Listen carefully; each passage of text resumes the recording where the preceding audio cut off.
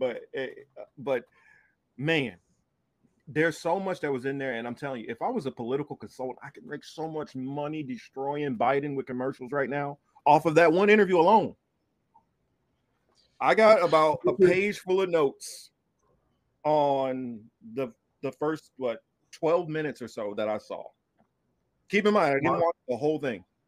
And real quick, I just wanted to just make mention of the fact that, you know, not just you and I, but there have been many people who have been pointing out, you know, the deficiencies within Joe Biden, not just as a political person, not just as president. We're talking about his personal deficiencies as a result of his age and or whatever other ailments that have been on display, but not yet been disclosed.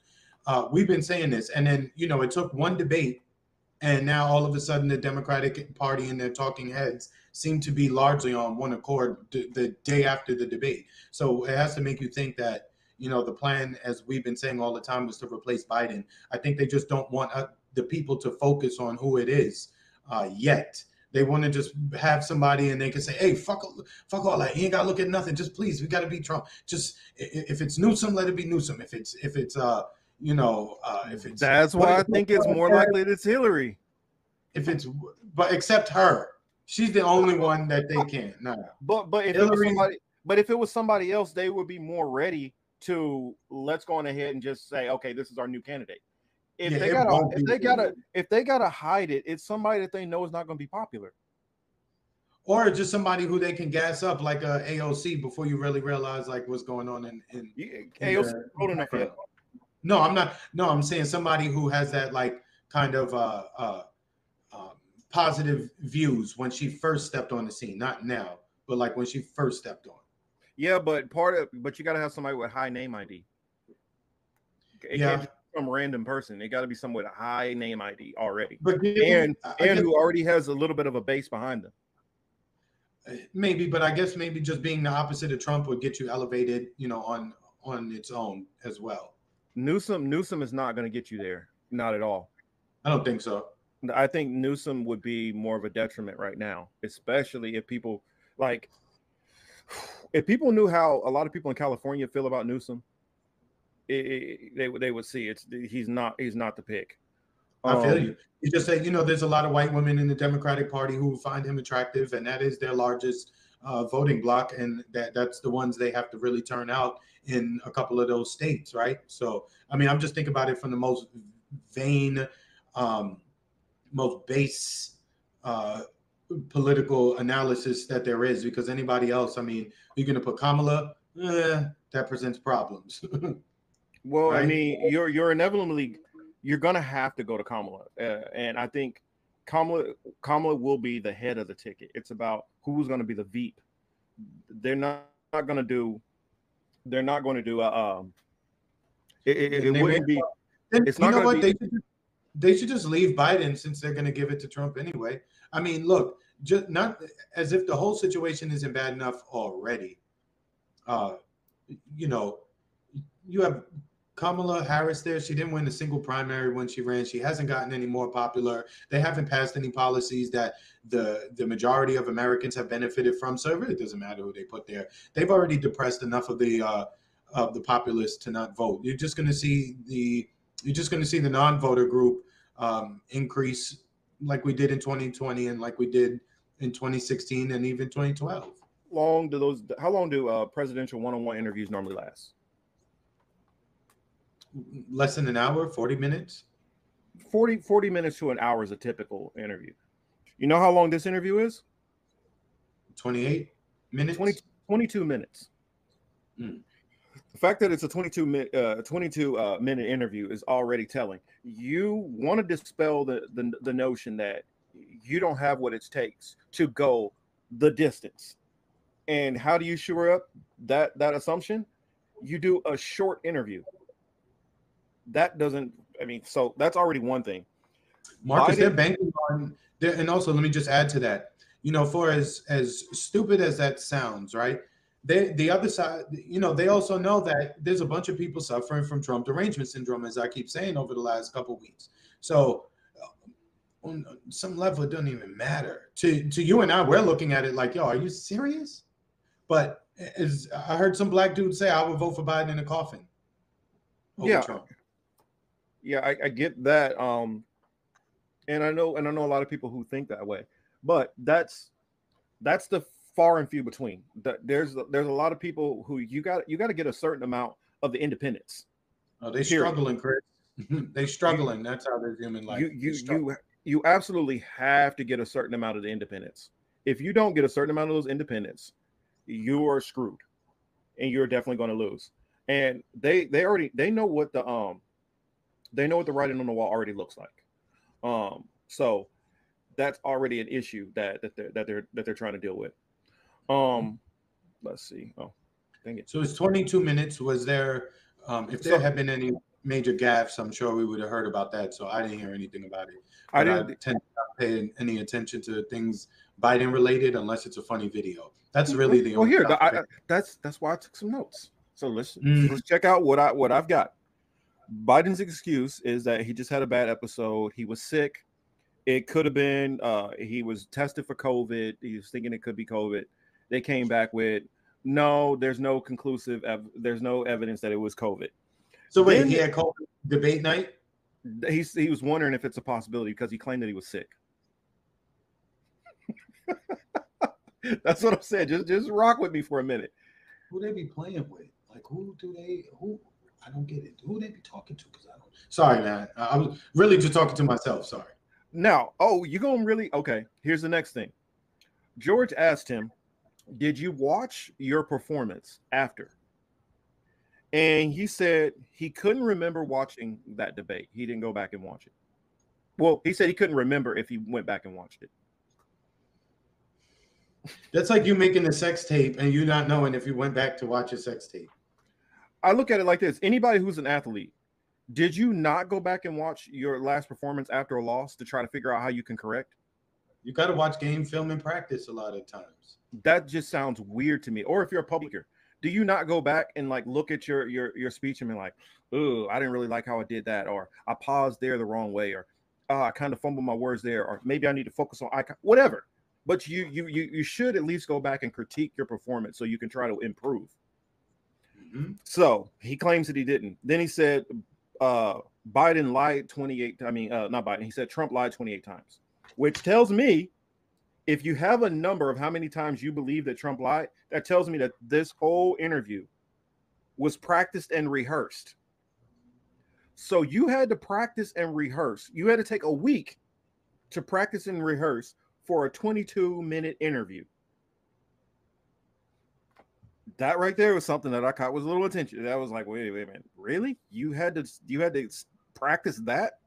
Let's see. He came up with Biden has told us to watch him, which we are watching him. That's the reason why we're having the issues that we're having.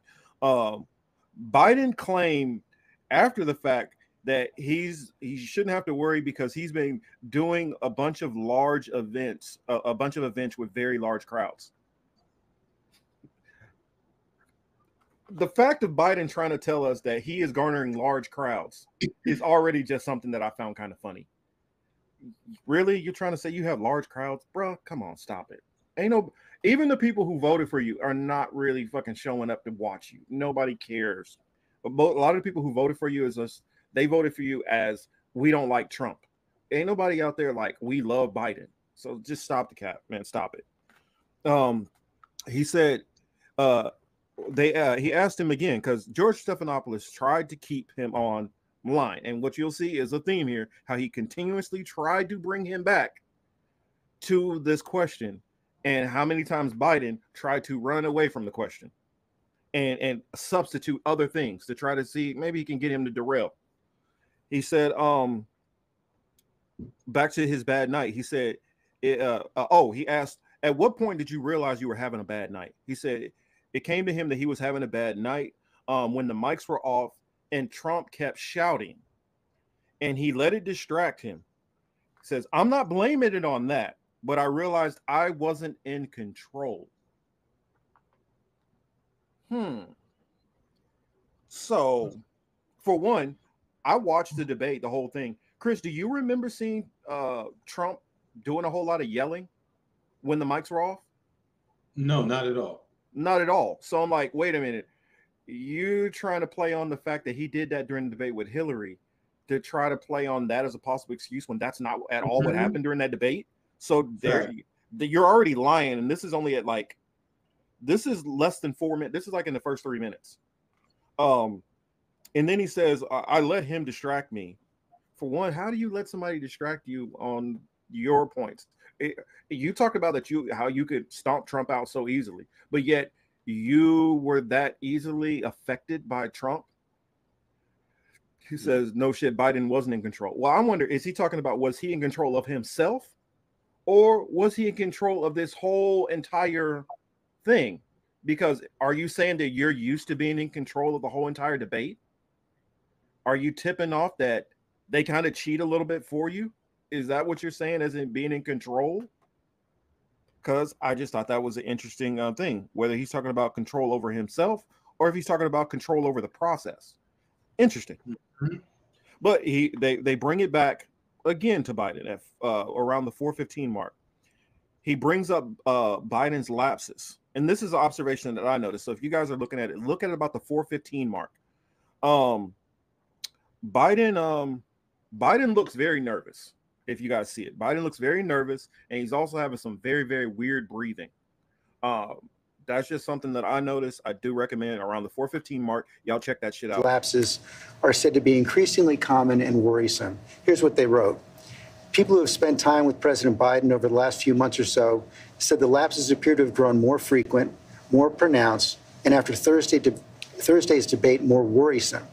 By many accounts, as evidenced by video footage, observation, and interviews, Mr. Biden is not the same today as he was even when he took office 3.5 years ago. Similar reporting in the Mr. Biden is not the same today as he was even when he took office 3.5 years ago. Similar reporting in Mr. Biden is not the same today as he was even when he took office 3.5 years ago. Similar reporting in the that looked weird to me.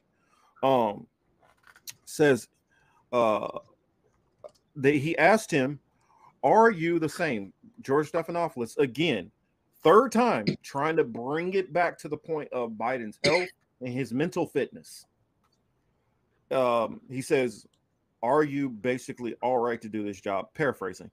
He says, in terms of success, he's the same. So he sidesteps it and tries to go on to his success. He says, and which I put in there, not question asked. He said, in terms of the peace plan for the Middle East, because he starts listing off these so-called accomplishments. And I'm looking at it like, bro, there's so many holes in these accomplishments. And that tells me also the people who prepared you for this interview, it shows me how delusional and how detached they are from reality, and also where their thinking is. All of these things when we start going into it. And that's the reason why I said, man, I would have a commercial out so fast taking what he said and the reality, what he said and the reality. Because if you see him, he's like, I'm like, what the fuck is wrong with this dude? So anyway, literally everything. You know what he reminds me of? He reminds me of the car before fuel injections were put into the cars. Big Pharma's profits were going through the roof. What do you mean you beat them? That makes absolutely no sense.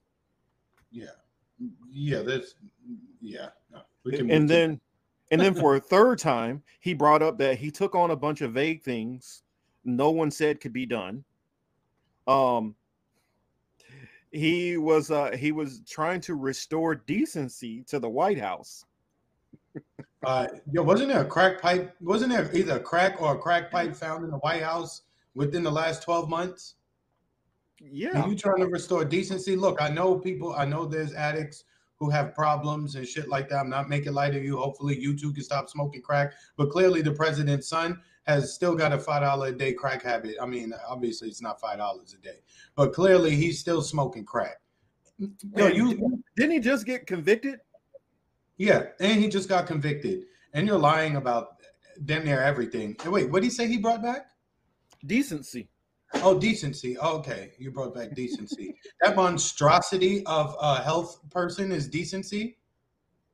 Oh, what's that man's name? What's the man's name that's running around as the health secretary? Oh, I know what you're talking about. I can't remember the name, but that monstrosity decency. Yeah, okay. That's what he's saying. Then he went on to say all the help he's doing for the middle class, and he's taken out trickle-down economics. I'm like, didn't you keep the Trump tax cuts in? Didn't you call those trickle-down economics, but you kept tax cuts that you considered trickle-down economics in place? Look, this is the second administration that he's been part of where the Republicans had some tax cuts.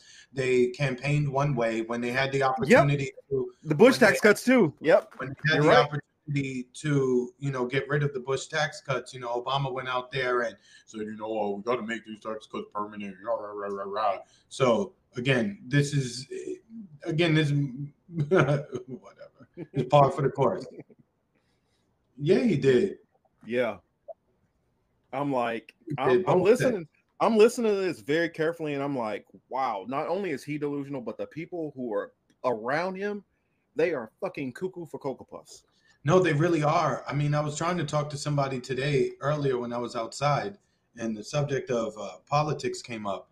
So my first comment was like, yo, did you watch that brain dead Biden? Yo, Shorty responded to me like, oh, okay, I don't want to talk any more politics with you. I said, what did I say? She's like, you know what you said, Chris. And I was just like, that he was brain dead? That bothers you? He's not brain dead. I'm like, okay, fine. He's almost brain dead. Okay. and he also, now keep in mind, George Stephanopoulos again tries to refocus Biden on his health status.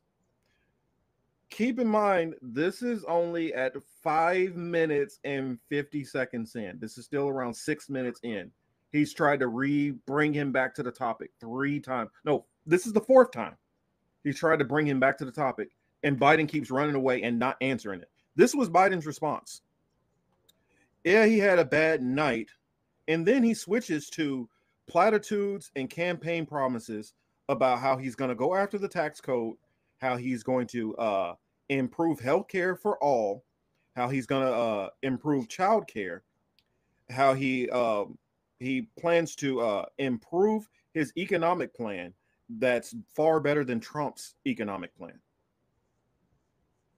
So a lot of nothing. I mean, so he runs from it again, the questions. And said absolutely that was negative. That was negative. If that was a math transaction, it would be like, what is 10 minus 100 type shit. You know what I'm saying? Like, God, that's negative answers. We in the hole right now.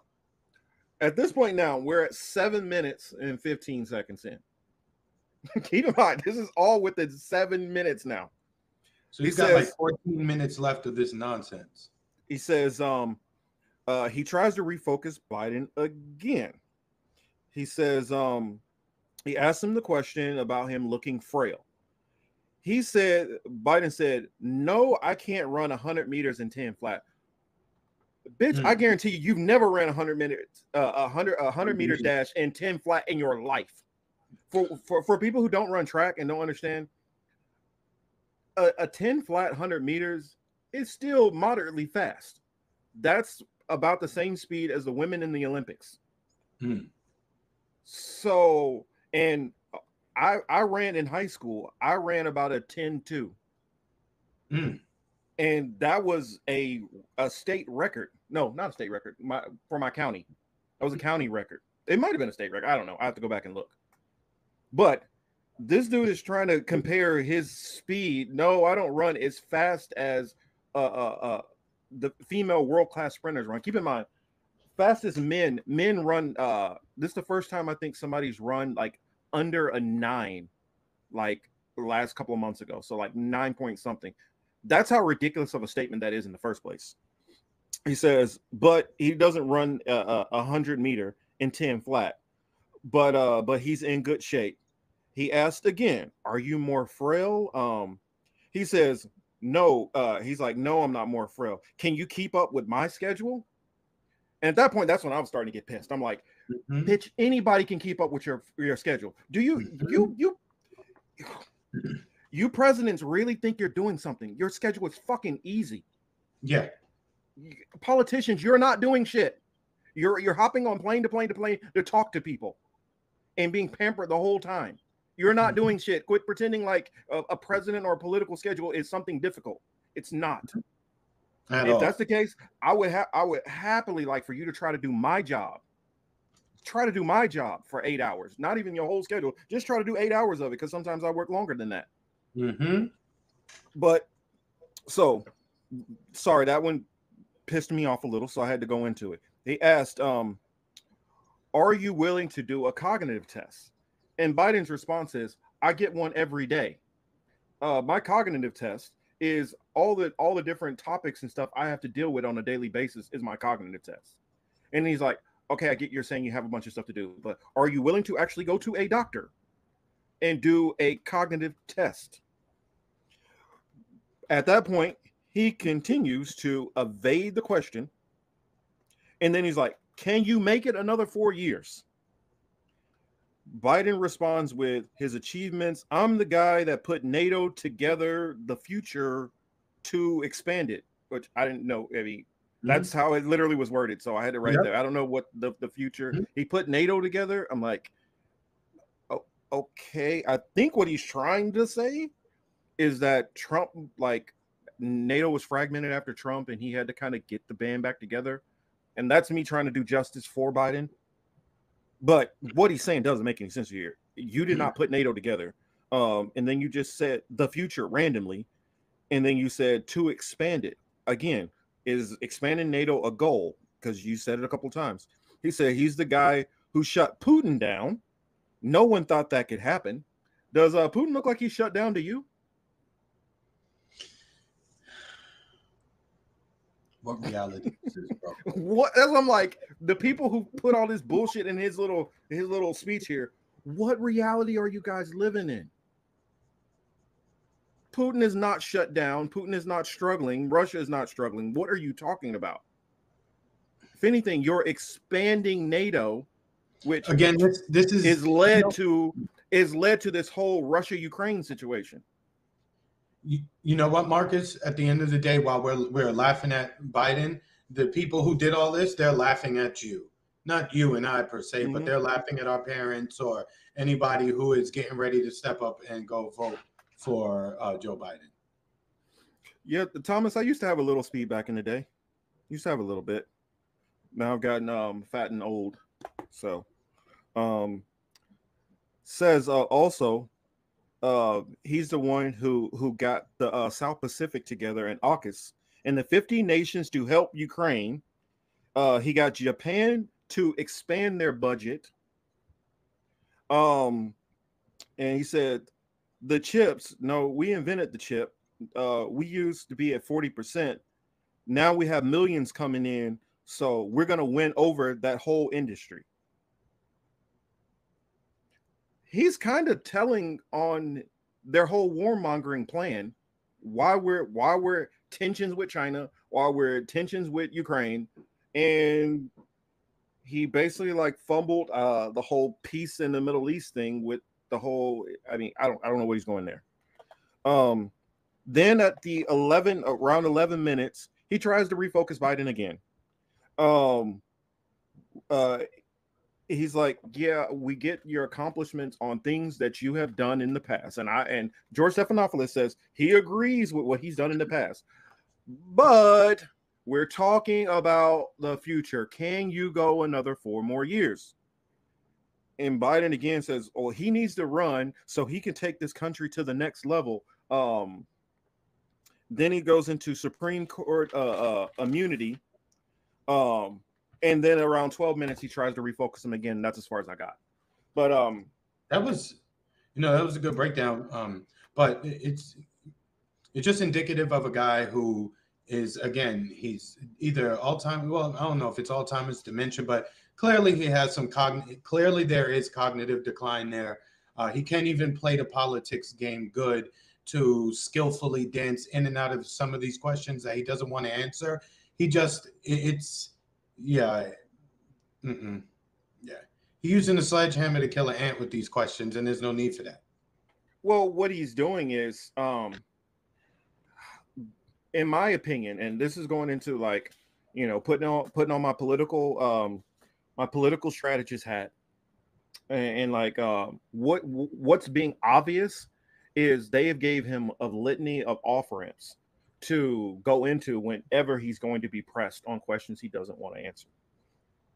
And it's smart strategically. Some of the stuff, even though I disagree with them on damn near everything that was said in there, but I give him the credit. Well, not him the credit. I give the people who are around him, who gave him all that bullshit to say. He was still skillful at not answering questions, which that's what politicians do best. That's what politicians do. That's 101. He still can at least do that. I'll give him that credit. He can still dodge a question better than the best of them. But I feel like in his dodging the questions, he actually told on himself and told on a lot of people, because that whole, Russia invaded into Ukraine. Well, why did they invade into Ukraine? Because you keep trying to expand NATO. You just told on yourself multiple times in that interview, you're the reason why Putin invaded Russia. You are. You keep doing this. You're the reason why. You're the reason why we have tensions with China. And you just told us why. It's because you want their chips. Mm-hmm. And also, that little part that a lot of it slipped by, I'm pretty sure plenty of people, he got Japan to expand their economy. What does that mean? What kind of manipulation are you doing to the Japanese economy? And I'm wondering how much of this had anything to do with the assassination of Shinzo Abe.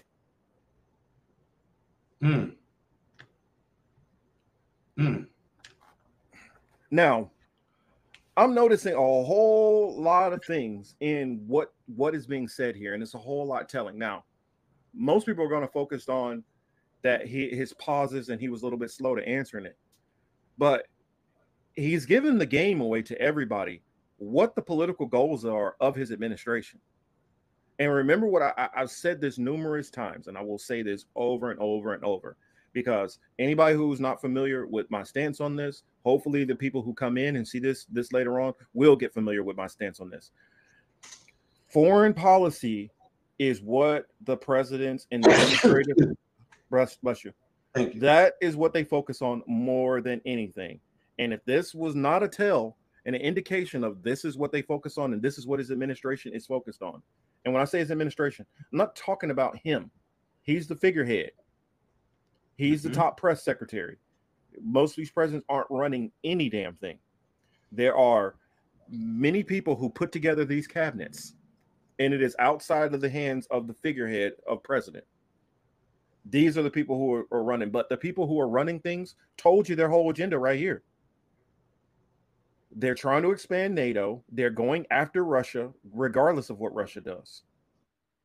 So therefore, if you're Russia and these people say, well, still, nonetheless, Russia didn't have a right to invade Ukraine. So what the fuck are they supposed to do?